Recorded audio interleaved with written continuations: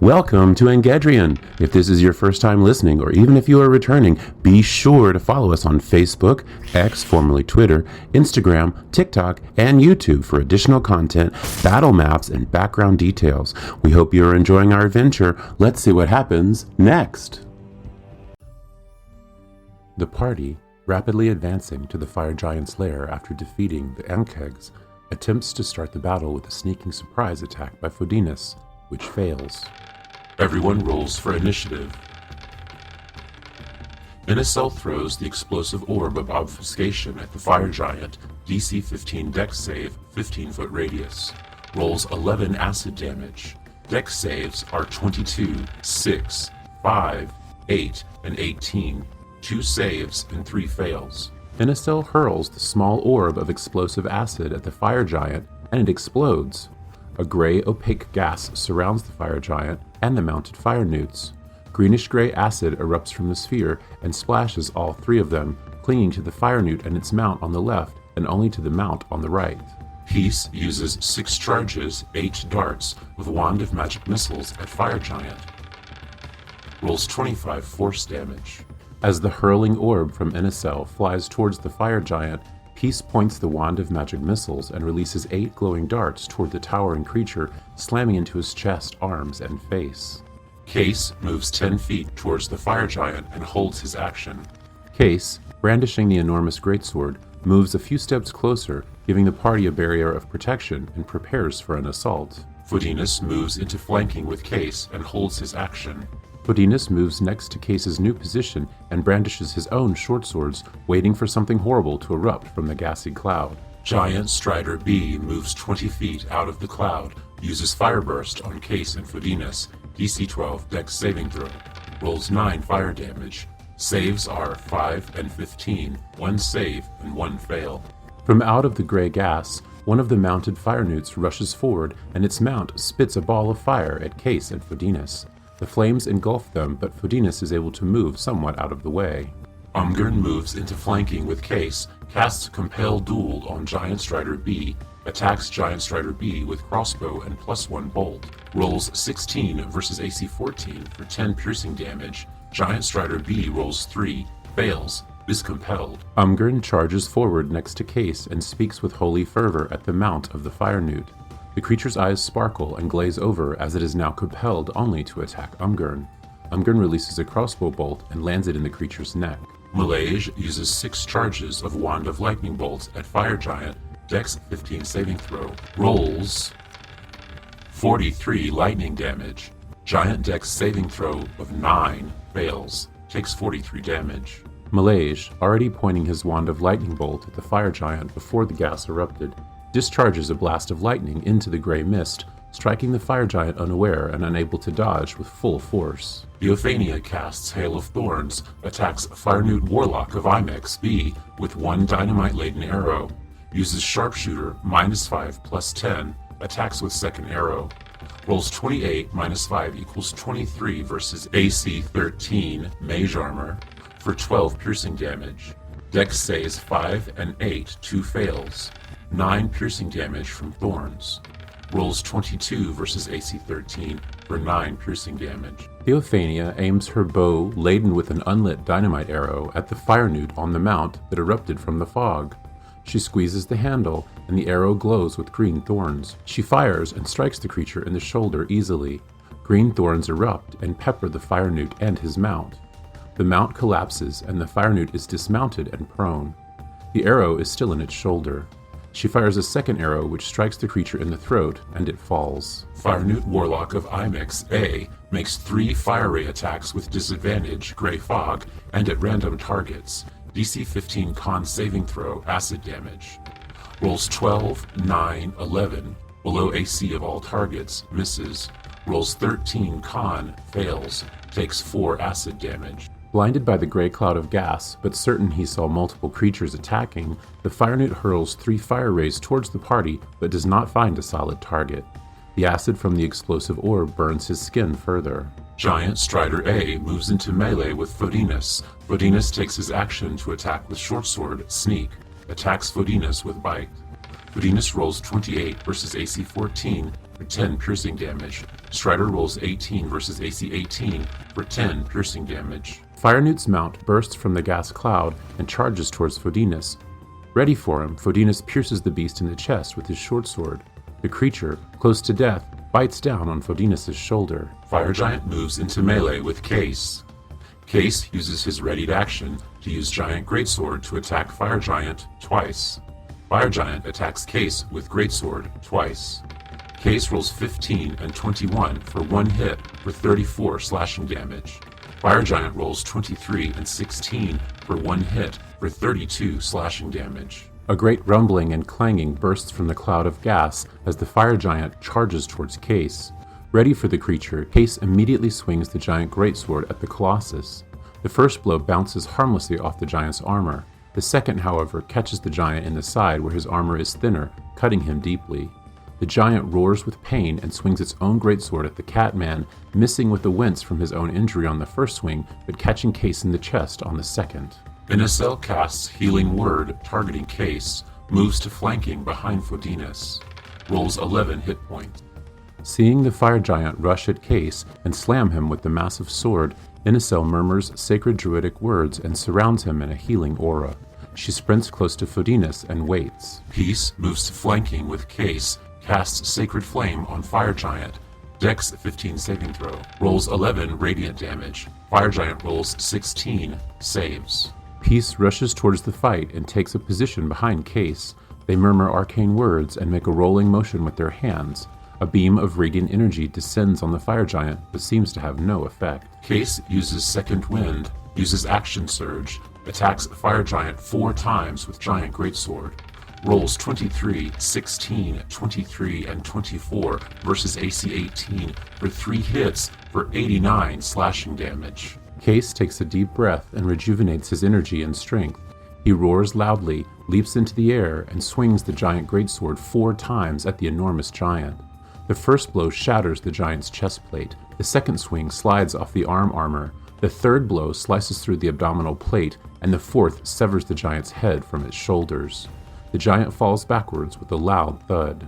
Fodinus attacks Firenewt Warlock of Imix A with short sword, sneak, attacks Giant Strider A with short sword, rolls 13 versus AC 13 for a hit for 20 piercing damage, rolls 15 versus AC 14 for a hit for 3 piercing damage. Fodinus thrusts his short sword at the Firenewt riding the mount, stabbing it through the heart. He brings his other short sword up and impales the Firenewt's mount through the skull. The party receives 900 experience points each. Theophania makes a medicine check, rolls 20. Inacel makes a nature check, rolls 21. Ungern uses the Orb of Time. Fire giants are rarely killed, and they, like all giants, have valuable bits. Their hair, toenails, and blood are highly valued. The heart of a fire giant is truly amazing, but I'm afraid Case's last attack destroyed it. Fodinus, can you assist me in collecting these bits? Fodinus nods and removes his daggers. What do you do with their toenails? Case looks curiously at Theophania. Well, do you remember that sliver in the potion you drank for strength? That was a sliver of a giant toenail. Theophania smiles sheepishly. Case looks horrified with his jaw hanging open. Malaysia rummages in his bag of holding and pulls out some tools. Pliers. Scissors. One of the tools morphs into a pair of pliers with ridged, rounded teeth, and the other into a large pair of sharp scissors. This should get the toenails out, and this will definitely cut the hair. Theophania takes them, and Fodinus begins removing the giant's armor. Case looks away from the giant's corpse at the piece of plate mail being removed and thrown into a pile. This plate armor is pretty trashed, but the scrap metal might be useful. I don't think this greatsword is as nice as the one I pulled from the weapon rack. Case lifts the giant's greatsword, feels the weight of it, and tosses it into the nearest lava pool. He has a bracelet made of obsidian stones. Malaysia, you might like that. Case removes it and tosses the 6-pound necklace to Malaysia, who catches it awkwardly. Thanks, Case. By the way, how much time do you have left on your potion? Case looks at Malaysia and frowns. About a quarter of an hour, Case. Umgern smiles, holding the Orb of Time. Case nods. I can certainly drag the sword back to the temple, along with this plate mail. Case pulls rope from his bag and begins looping it through each piece of the plate mail. These fire newts, of course, have their mucus, which is useful, but these mounts are giant striders. Their beaks are extremely tough, and their hide makes excellent leather. They also have fire glands, which Malaysia can probably use to craft a few arrows for Theophania. Their meat is also very nice. Inicel stoops down lower and inspects the wounds to assess the meat. At that last comment, Case smiles and moves closer to them. He helps Inicel with the harvesting. The cloud of gas has cleared from the fire giant's throne. Malaysia moves closer to investigate. Malaysia makes an investigation check, rolls 23. The throne of the fire giant looks large enough to support the creature's full size easily and is almost much bigger than it needs to be. Malaysia jumps up onto the seat and looks around carefully. There is a seam in the middle of the seat that could be a door. He jumps down and sees a large lever just under the seat's edge. Malaysia makes a perception check versus DC 12, rolls 5. The lever seems simple enough with no obvious danger, so Malaysia attempts to move it. Malaysia makes a strength check, DC 15, rolls 3. Straining to move the lever, Malaysia's hair flares brightly with flames, but to no avail.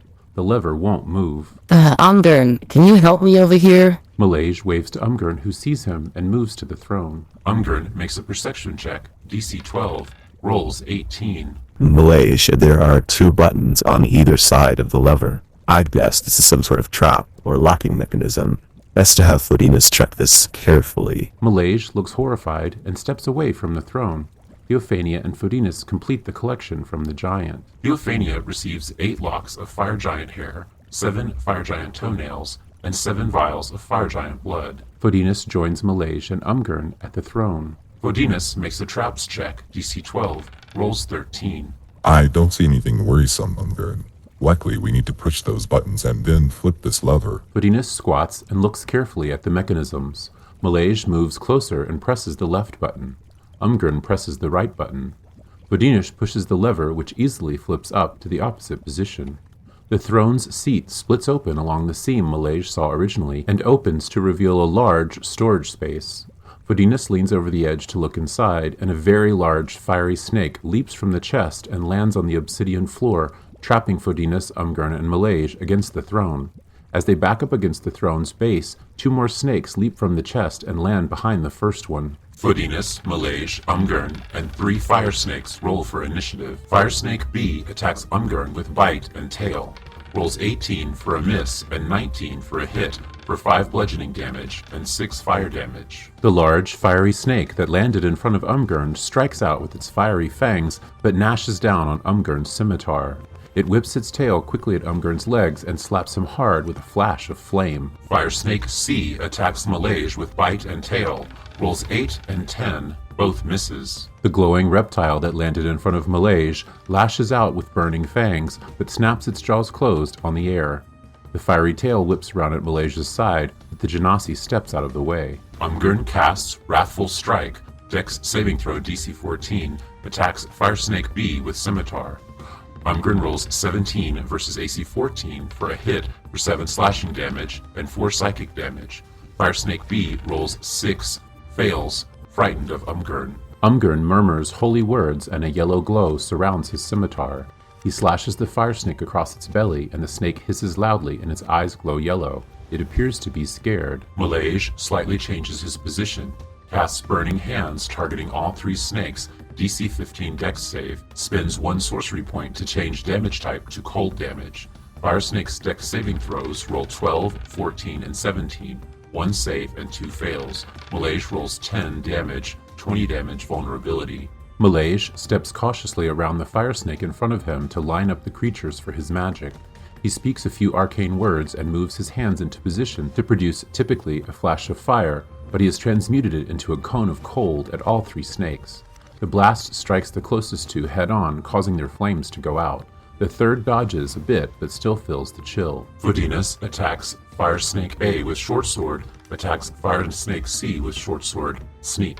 Rolls 13 for a miss and 29 critical for 21 piercing damage. Fodinas thrusts his short sword at the chilled snake in front of him, but his blade slides off the snake's tough skin. He slashes at the snake in front of Malaysia and decapitates it directly. Fire Snake A attacks Fodinus with bite and tail. Rolls 6 for a miss and 21 versus AC 18 for a hit for 2 piercing damage and 3 fire damage. As Fodinus' short sword slides harmlessly off of the fire snake, it responds with a large fanged bite, but misses as Fodinus slashes its brethren. The snake hisses and whips his tail at Fodinus' legs, slamming them with a fiery strike. Fire Snake B makes a wisdom check. Rolls 16 versus DC 14, is no longer frightened. The frightened snake in front of Umgurn looks at Umgurn, shakes its head vigorously, and the glow in its eyes fades. Umgurn attacks Fire Snake B with Scimitar twice. Rolls 13 for a miss and 16 for a hit for 5 slashing damage. Umgurn notes the fear leaves the snake's eyes. He responds with 2 slashes of his scimitar, the backslash of which splits the snake's jaw and it falls. Fodinus, Umgurn, and Malaysia receive 200 experience points each. Fodinus lifts Malaysia up to the throne, and then Umgurn and Fodinus jump up to inspect the contents. There is a large amount of coin, as well as many beautiful pieces of art. One potion sits alone in the corner with a familiar orange glow and a bit of smoke in the bottle. The party receives 500 copper pieces, 9,000 silver pieces, 2,500 gold pieces, 110 platinum pieces, a silver mace set with coral and jade, a steel scepter inlaid with ornate gold scrollwork, a velvet sash threaded with electrum, an agateware ewer gilded when painted with ancient coat of arms, an electrum chalice set with topaz, an ivory coffer set with pearl, an onyx bowl inlaid with filigree of gold, and a potion of fire breath. Well, a second potion of fire breath may come in handy against whatever this storm giant undead is. Malaysia trails off as he places the potion in his bag. He removes the key for the magical chest, opens it, and places the remainder of the items inside. His jaw drops as the coins automatically sort into individual cubbies. He closes the lid, removes the key, and tucks it in the back of his bag. The 3 of them return to the rest of the party. Case and Inacel are finishing up with the giant striders and fire newts. Inacel receives 4 vials of fire newt mucus, 54 pieces of strider meat, 216 pounds, 2 giant strider beaks, 2 giant strider hides, and 2 giant strider fire glands. Inacel ties the hands and feet together of the giant, fire newts, and striders, adds flowers, herbs, and shiny stones, and then has the party help her push each body into the closest lava pit. The giant takes all of the party's strength, but they are able to move all of them. As they sink into the lava, the flesh burns quickly and completely. An unholy roar and a flash of bright light erupts from the lava pit and vanishes into the ceiling. Let's deal with those Ankegs, Theophania, and Fodinus. The rest of you can head back to the temple while Case still has his strength. Umgurn, Malaysia, Case, and Peace begin the journey back to the temple, with Case carrying the short sword in one hand and dragging the fire giant's plate armor with the other. Inacel makes an assisted nature check, Theophania advantage. Rolls 23. These insects have quite a few valuable pieces, including their chitinous shell, their stomachs, and their fire pouches in their mouths. She motions to Fodinus, and they begin removing the shells and dissecting the mandibles. After half an hour, they have completed their work. Inacel receives 6 Ankeg chitin, 30 pounds each, 7 Ankeg stomachs, 9 pounds each, and 8 Ankeg fire pouches, 1 pound each. Inacel stuffs flowers, herbs, and shiny stones into the remaining carcasses, and the 3 of them move them back to the lava pits and drop them in. When the last has vanished, Inacel gives a long, solemn sigh and turns to leave. Fodinus and Theophania follow. After a brief walk through the tunnels and to the temple, the party is reunited in the weapons room. The giant greatsword is back on the rack. Peace is making tea, and Malaysia has put together a reasonable oven. Strider meat for lunch? Inacel laughs and hands 20 pounds of the fresh meat to Malaysia, who begins cooking it. Case sits quietly, salivating. Umgurn calls out to the ghosts, who then appear through the floor and stand in their small, brightly glowing forms near the cooking meat. What an excellent battle! We watched from very close by. You did so well. You didn't even need our help. Brunel seems very pleased. Shedderthorn and Thaernon seem indifferent. We will need to rest before we finish this. Umgurn says nothing more and turns away from the ghosts and back to the party. After lunch, we will return to the Lonely Lady for a decent sleep. We can return in the morning to deal with Peasandale. He remains stern and solemn, moving off to the side and running his hands up and down the wall of the central column. Malaysia watches him for a moment, then returns to his cooking. Peace, Case, Theophania, Inicel, and Fodinus sit around the fire, drinking Peace's tea.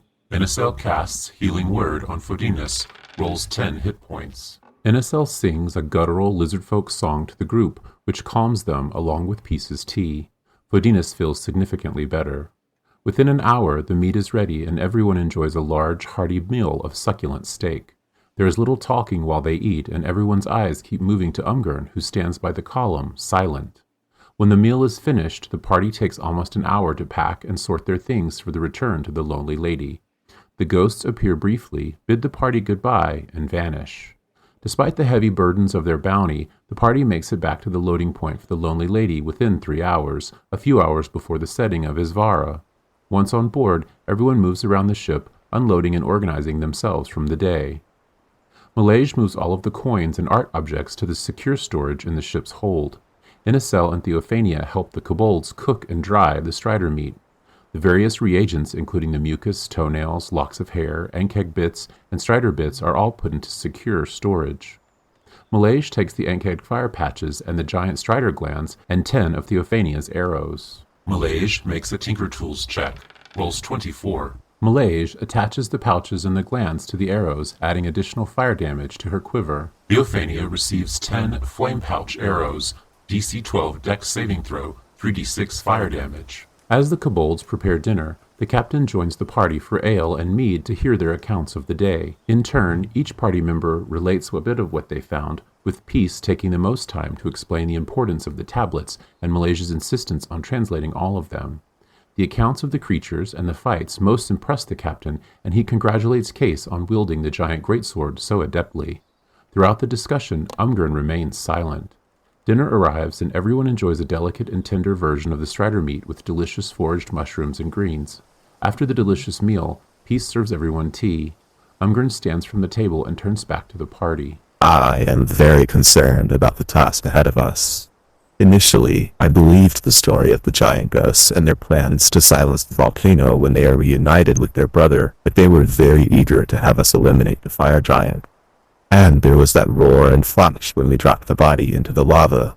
They offered themselves as shields, but then did not appear during the fight. Peace and Malaysia, I think it is prudent that you review the entire story of the 12 tablets with us. Umgurn folds his arms and stares sternly at the 2 smallest party members, who seem perplexed and tense by such a request. Umgurn, we would be happy to do so, but can a story that is more than 20,000 Isvarana ago be of any importance to what is happening here and now with this volcano? Peace places the teapot on the table and stands as tall as they can, arms folded and a curious but stern look on their face. That is precisely what I want to know. Both Peace and Malaysia sigh deeply.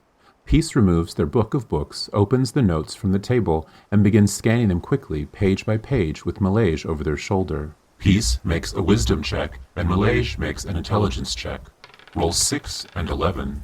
After several minutes of awkward silence while Peace and Malaysia furiously review the pages, Malaysia looks up from the book. Peace seems perplexed. Umgurn, there is definitely something wrong. When Peace was taking dictation, and I was copying the original runes, my head was full of questions about the story. Now, it's as if I can't understand anything that's written here. Perhaps we are simply tired. Inicel and Theophania move closest to the smaller pair. Theophania takes the book and opens it so that Inicel can also see the pages. Inicel and Theophania make intelligence checks. Roll 15 and 17. The centaur and the lizard scan the pages as quickly as the genasi and the tabaxi, flipping the pages every few seconds. After another few minutes, they both look up. Malaysia and Peace are not tired. We can easily read this and follow the story, but as soon as we look away, the information vanishes from our minds. It's as if the words themselves are magically infused to protect them from the reader. Case stands from the table, moves to the book, takes it gently from Theophania, and smiles. Perhaps the problem is you are all too smart and the words are outsmarting you. Let a big dumb oaf try. Case makes an intelligence check. Rolls 18. He studies the book quietly for a few minutes, during which time Umgurn grows very uncomfortable and concerned. Fodinus sits quietly playing with his daggers. Malaysia, Peace, Inicel, and Theophania all seem a bit entranced, but silence. Case looks up from the book. Well, Umgurn, what I can tell you is that the 4 giants who came to this world so long ago were actually 5 giants. When they first arrived, the fifth giant, who was a fire giant, wanted to pillage and destroy everything. The other four giants convinced the people they were gods and that the fire giant must be destroyed. They claimed he was their evil nemesis. The people rose up and defeated the fire giant, though many of them died. They elevated the four remaining giants to godlike status. But the four giants were not gods and, in fact, died from a mortal life, just as they told us. But the fire giant was not, in fact, destroyed by the people. He was entrapped within a giant ruby by a clever warlock and buried deep in the soil. It was probably not Aurelia, obviously, but the magic seems similar. Case stops and hands the book back to Peace with a smile. Umgurn's stern look fades and a sudden epiphany crosses his face. The city and civilization were lost to time, as the fire giant was lost to memory. So you see, those ghosts wanted us to do what is not done in their ancient land. The fire giant was awakened when the volcano was formed. It was not IMX who created the volcano, but simply a natural phenomenon. But the volcano released the fire giant from his ruby prison. The presence of fire drew the fire-living creatures, likely thinking it was their god. And the fire giant commanded them to help him in his quest for destruction. But the city was gone, and all the cities that followed were consumed by time. The fire giant, not knowing the fate of his four brothers, or even what time he was in, sent his minions to explore and report back. But they have not discovered the temple, and the fire giant could have no knowledge of it. He was entrapped long before it was built. Umgurn pauses and takes a deep breath. Before he can continue, Malaysia also has a realization dawn on his face, and his hair grows bright. Of course. This makes perfect sense now. The giant ghosts are still ghosts. Their fire giant brother was alive and mortal, in crossed aeons of time in the suspended state of the ruby. They did not fear he would destroy them. They were jealous that he lives. And we killed him. Malaysia trails off, but Fadinas moves closer and places a hand on his shoulder in comfort. Malaysia, it was still a fire giant. I doubt he would have ever friended us, and honestly, he was certainly dangerous. Even if he knew his brothers were in the temple, he would have seen us as a threat. Defeating the fire giant was a necessity, but, like Umgurn, I don't like that we were tricked into doing it. So, is there a danger to this temple or not? Theophania seems to have returned to her senses and moves back to her seat for more tea. The only real danger was from the fire giant, if he had found out about the temple. The remaining fire creatures that Fadinas and Case saw at the northern end of the ruins would be a threat should they make their way to the temple. What I worry about now is freeing the spirit of the last giant, and what they might do. Umgurn sighs deeply and walks away from the table. Umgurn, I do not feel comfortable even suggesting this, but with his knowledge of teleportation, do you think Kalia could help us somehow? Inasel wrings her claws nervously. Theophania nods. Peace and Malaysia look at each other quickly and then to Umgurn. Fadinas laughs slightly under his breath, and Case picks at the remnants of food on other people's plates nonchalantly. Sister Milligan, who was sitting off to the side after dinner and knitting a wool scarf, clears her throat, and all heads turn towards her. If I may comment on your situation. Umgurn nods solemnly after the surprise of her presence has dawned on him and folds his arms across his chest. This giant skeleton creature can easily be defeated by you if you are prepared. Once destroyed, whether or not its spirit transforms into a ghost like its brothers cannot be known. That bit about the white flash and the lava, your fire giant is now a ghost, yes? Your lizard druid with her rituals of herbs, flowers, and shiny stones is an ancient pagan practice for ensuring the passage of souls to the beyond and preventing them from being made into undead. Did you know that, Inasel Zelani of the Great Swamp? Inasel looks rather embarrassed, shakes her head no, and looks down. Do not be ashamed, my scaly priestess. You may have helped innumerable souls to cross over, or you may have done nothing. Let's assume it works. Then the ghost of the fire giant won't exist. But what you mentioned suggests it might. Everyone's heads all look up suddenly in horror and focus on the cleric's every word. The lore of ghosts is always tied to unfinished business. If Umgurn surmises the truth, the soul of the fire giant will be desperate to understand what happened, and angry. The cleric stops speaking abruptly and returns to her knitting, humming a slow, sad tune. Malaysia gasps. So, now we might have to fight the ghost of a fire giant along with the storm giant skeleton. He seems very distraught, gulps his tea, and broods. Captain Fishdwain stands up and moves to a cabinet off to the side. He opens it, pulls out a large, ornate bottle, and hands it to Peace. My dear feline friend, would you be a dear and pour a bit of this into everyone's tea? It's a very strong beverage that my mother used to make, and I find it not only settles the nerves more quickly than tea, it also gives one a bit of clarity. Peace bows to the captain, accepts the bottle, and pours a decent amount into each cup. Peace notices that, despite having distributed it to more than a dozen cups, the level of liquid in the bottle is the same. Although Umgern seems concerned, he still nods and everyone drinks the liquid. The liquid initially has a slight burn and then explodes with a flavor of cherries, chocolate, and warm ale. A feeling of both warmth and comfort spreads through everyone. The kobolds begin humming a tune under their breath as they clear the table, and a few of them dance as they walk away. The party seems to enjoy the feeling, including Umgern, who, in a rare display, is smiling vigorously. Case leans forward.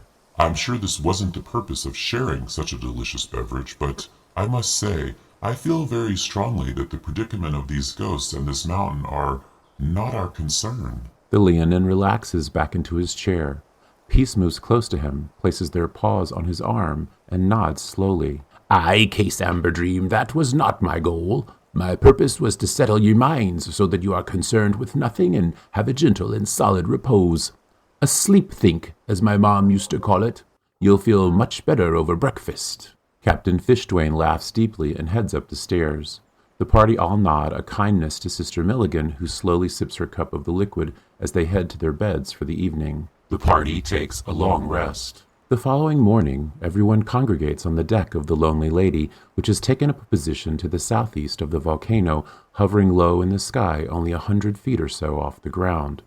The volcano, which had some smoke rising from it when they arrived, seems quiet, though there is still some lava flow and pooling visible. When everyone has gathered, Umgren steps up onto a box so that all in sight can hear him, including the captain and his crew, Sister Milligan, the kobolds, and the party. My rest was very informative and instructive. In my slumber, I have surmised that these ghost giants, whatever intentions they may have had during their lives, have eroded into petty feelings which only seed their desire to persist. I think, and I will need Sister Milligan and Innicel to confer with me, should we destroy the last storm giant skeleton, the 5 ghosts will sort this out themselves. I think they mean us no harm, even the fire giant we defeated yesterday. My suggestion is that we agree to defeat this remaining undead behemoth, and then step back to see what happens. Sister Milligan nods in agreement, and Innicel nods nervously, unclear after Sister Milligan's pronouncement last evening. The rest of the party half-heartedly nod. Malaysia, undaunted by fire, moves close to Umgren and speaks loudly to the group. What about the remaining fire newts? And the elemental? He folds his arms across his chest. Peace moves close to him and nods in concern at Umgren. If they served the fire giant, they are likely no longer a threat. If we happen to run into them returning to the temple, we will deal with them. Umgren nods sternly to suggest the discussion on that topic is over. Malaysia, recognizing a fire elemental is his plain-born kin, sighs a bit. Innicel moves close to Malaysia and puts her arm around him sympathetically. Malaysia, that fire elemental is likely not here by choice. Whether it was drawn to the volcano or summoned, it wants to return home. Malaysia looks up at the lizard folk's words. I can speak with it. Maybe even reason with it. You can speak with the fire nymphs. They were your people at one time, yes? Can we try? He grasps her green scaly body close and hugs her. Tears of fire erupt from his eyes and then vanish as puffs of smoke on his cheeks. We will try, little one. We will try. Everyone gathers their things, makes sure their spells are appropriate for the task ahead, and bids farewell to the captain, Sister Milligan, the crew, and the kobolds. Malaysia insists that Peace keep the wand of magic missiles. The Lonely Lady drops the group at a point between the last 2 drops and closer to the entrance so that the trek to the entrance will take less time. Although there are a few ruins and buildings on the route to the temple ruins, none of the buildings seem as intact as the prior two, so no side explorations are performed. Case easily navigates the group to the entrance. As they approach it, nothing seems out of the ordinary. Fodinas, scouting ahead, looks back at the party. Umgren nods and points to the entrance with confidence. Fodinas nods back. Case moves closer to Fodinas, goes over the map briefly, and the party moves quickly through the middle door, up north, and east, with no issues, and finds their way back to the temple. The party moves to the weapons room. Case immediately moves to the weapons rack and begins looking at the weapons in detail. Malaysia and Theophania move close to the smaller statues of the giant and look closely at them. Peace leaps onto the tablet in the room, pulls out their book, and studies the symbols and runes compared with their notes. Peace makes an intelligence check, advantage time, rolls 14. Umgern stands patiently waiting near the entrance to the central room. Fodinas makes a stealth check and a sleight of hand check, rolls 18 and 24. Fodinas slips into the room with the enormous statue in the southwest alcove and studies the stones. The statue is made of dozens of different types of stone with very detailed metal scaffolding holding the stones in place. The smallest stone within his reach is at least 10 pounds. Fodinas sighs and returns to the room with the others. The ghosts all emerge into the room from the floor, walls, or ceiling. As they shrink to their humanoid-sized forms, Umgren immediately notices that 3 have become 4. Although not an exact visage, the new ghost bears a remarkable resemblance to the fire giant, except it wears no armor and has no weapon. Who is this? Umgren engages directly with Theernon, who manifests next to him. Theernon looks around confused, points at the form of the fire giant ghost, and smiles. Oh, that's Halak. Theernon seems to think he doesn't need to explain further. Umgren tightens his arms and reaches out with his divine sense to survey the room. Despite the presence of Hulk, the only negative dark energy he senses emanates from the statue of Pisendale behind him. He frowns a bit but unfolds his arms. Shedderthorn and Brunel move close to Malaysia and Peace. Hulk remains quiet next to the weapons rack, studying Case, who studies him. Fodinas looks around innocently. So, the fire giant we killed yesterday is now a ghost? That's weird. Fodinas begins twirling his daggers, one in each hand. Theernon, Brunel, and Shedderthorn's faces seem to darken as if blushing. Hulk grows slightly in size and smiles, but still seems calm. Shedderthorn smiles and moves between Fodinas and Umgern. Hulk is a very close friend who has recently been returned to us. We lost him for a time. If we can be honest with you, our memories are dwindling. When he appeared, we suddenly remembered that he was our brother from so long ago, and he is with us now. He may not show it, but he's much happier with us. Shedderthorn nods to Hulk, who nods back. Umgern makes an intimidation check versus Ghost's insight check. Rolls 14 versus 11. Tell me, ghost giants, if we free Pisendale from its current evil form, what will happen? Are the 5 of you together somehow whole again? Will you attack us? The 4 ghosts all seem to shrink a bit and glow more brightly. Brunel rushes forward. Aladdin, no. We are good. We will never. A sudden, very loud hiss from the large tablet in the room turns everyone's heads. Peace stands tall on the table, slowly closing their book of books and moving towards the ghosts. We have reviewed this tablet, the first in the series, which accounts for the history of the arrival of the giants to this world so very long ago. Yesterday, Case told us that when they arrived, there were 5. Hence, we knew the fire giant might possibly be your brother. But our review and re-examination of the tablet has revealed the truth of this matter. When you arrived, you were one being. Jadaspur. All of the ghosts seem to fade slightly at the name. Hulk grunts loudly. Umgren looks carefully at Peace and nods. Peace nods in return. Brunel looks up solemnly and moves next to Peace. Jadaspur was one of several gods of giants, but it was cast out in exile from its home world and sent here. With no followers to worship it, its power crumbled and the entity split into 5 mortal forms. The 4 of us plus Pisendale. The mortal coil is a punishment for gods, you see. When gods have failed their people, they are forced to live among them, to toil. And when they have suffered through an entire life and die, they can attempt to reclaim their godhood. We have been trapped here because Hulk was lost to us, but not dead. It drove Peasendale insane, and he assumed that form sleeping in the statue. But if you free him, we can be whole again.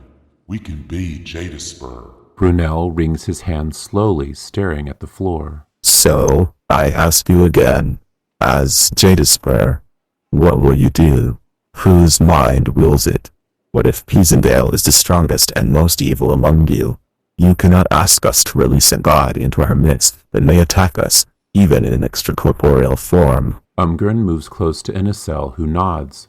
Hulk moves through the weapons rack and comes to stand directly in front of Umgren. Malaysia makes an intelligence check. Rolls 22. Wait, there is a solution to this that does not involve us, Umgren. Malaysia rushes over to the drow with Gelid bounding behind him. Umgren bends down while the Genasi whispers in his ear for a few moments. Gelid gesticulates and smiles the entire time. Umgren suddenly smiles and laughs loudly. He pats Malaysia on the back. Everyone, gather your things. We are leaving. We will return when the volcano has been vanquished by the ghosts, and Jadaspur is no more. Everyone, including the ghosts, except for Malaysia, looks strangely at Umgren as if he is insane. Slowly, they gather their things and move as a group towards the exit. The voice of Theonon echoes loudly with fear and anger. You cannot leave us trapped here. We have helped you in every possible way. We demand you free Peasendale so we can all be free. Theonon is joined by the other 4 ghosts who grow in size but to only half their typical giant size. Umgren smiles unflinching. Theonon, the fire giant is no longer a threat to you or this temple. I believe he likely never was. His release from the ruby was a coincidence. There are massive pools of lava just on the other side of this wall. They will grow until this temple is consumed, and all traces of your existence are erased. Release your brother from his stone prison and coax him to the lava pits. Let him sink in the magma and be reborn. His soul will be freed, and you can reform as Jadaspur. But you must know, without followers, lost to all time and memory as you are, as soon as you ascend to godhood as Jadaspur, you may cease to exist. But you can use the united power of Jadaspur to silence the volcano. This place is not your place, nor is this time your time. Silence the volcano so that these little ones can share your story with this world and save your temple. But move on from it. Umgren turns without another word and exits the temple, followed quickly by the others. The ghosts begin chatting, then arguing, then howling, the sounds echoing through the tunnels as the party leaves. Within 2 hours, the party is watching the lonely lady descend towards the landing spot. How long do you think it will take for them to sort this out? Vodimus twirls his dagger in one hand while rotating a small gem in the other. It is no longer our problem, Vodimus, but probably not too long. Kalia can send settlers here to start excavating and building. We need to return to Bethelia for our rest and restocking, yes? Everyone says yes quite loudly, and Fodinas laughs with glee. Within another couple of hours, the lonely lady is well on her way towards Bethelia, with the volcano still visible in the distance. Captain Fishtwain is unusually silent as he steers them. Umgren, Fodinas, and Case stare off the back of the ship at the volcano. Peace, Malaysia, and Inicel take everyone's bags down to the secure storage to sort and separate everything, preserving any perishables for the journey home. Most of the work was already done, so it only takes a few minutes. Malaysia selects some meats for the kobolds to cook for dinner and takes it down to their kitchen, but he can't find them. He sighs and leaves the meat where they usually expect to find it. Theophania stares off the front of the ship towards the oncoming horizon, seeking a glimpse of forests as soon as possible, though she knows it will be not for many days. A loud thundercrack sounds far to the east, and all heads on the deck turn back towards Sane. Case and Fodinas, with spyglasses, look towards the fiery mountain, but Umgren needs not look. Even at this distance, the mountain seems settled, quiet, and dark.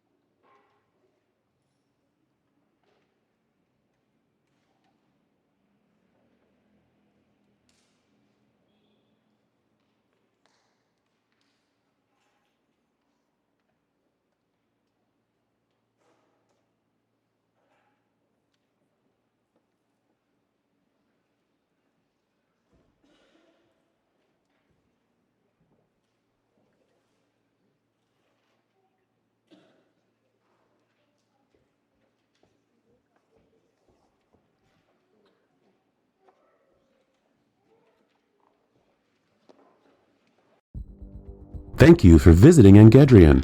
Don't forget to find us on Facebook, X, formerly Twitter, Instagram, TikTok, and YouTube for additional content, battle maps, and background details. We hope you're enjoying our adventure. We can't wait to hear what happens next.